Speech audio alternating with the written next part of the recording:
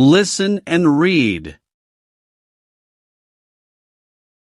Tipping is very much a part of American culture, and one which creates a problem for most foreigners when they arrive for a holiday who are not familiar with the custom.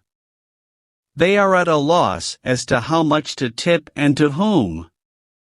Often, they tip too much and to the wrong person. Or else, they may tip not at all. In general, we give a tip in appreciation for a service rendered. Tipping is a courtesy, and not an obligation. One should not feel it is necessary to tip if the service is bad or indifferent. Unfortunately, one reason for tipping also lies in the reality that those who work at these jobs usually have a base pay well below the average. They need to supplement their income in order to meet life's expenses. The history of the practice, however, dates back to England in the mid-17th century. At that time there were coffee houses which were frequented by men to discuss politics and literary affairs. Customers of the coffee houses were expected to drop coins into a box on which was written to ensure promptness. TIP. The initials of that phrase are said to be the origin of the modern word tipping. The question, of course, is whom we tip and how much is considered a fair amount.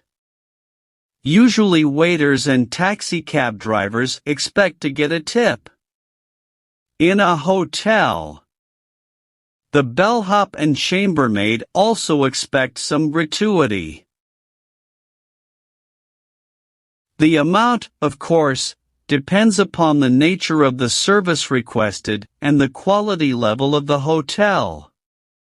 Hairdressers and barbers can also merit a small tip.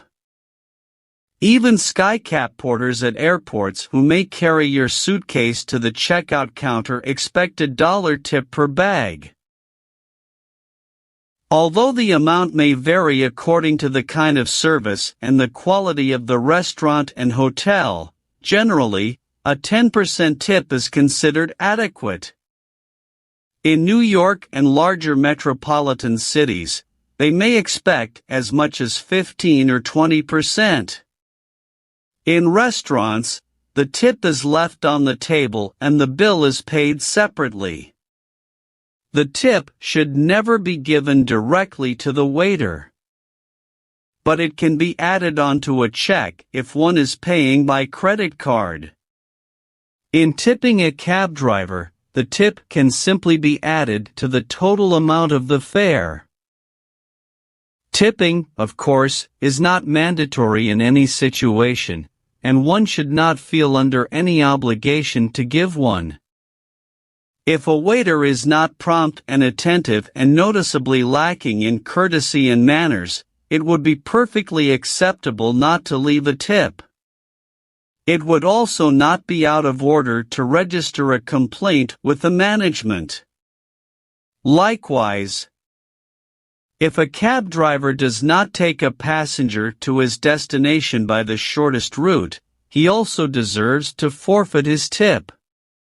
Also, if the room of a hotel is not well cleaned and the room service is lackluster and slow, a guest should not feel obliged to leave a gratuity. Ushers in theaters whose job it is to see you to your seat and service help in fast food restaurants do not expect a tip. At the end of the year, however, it has become the custom to give a tip or small gift to newspaper boys who deliver the paper to your home throughout the year. The same may be true for garbage collectors or anyone who may have provided a special service. Most Americans dislike tipping and find it a nuisance.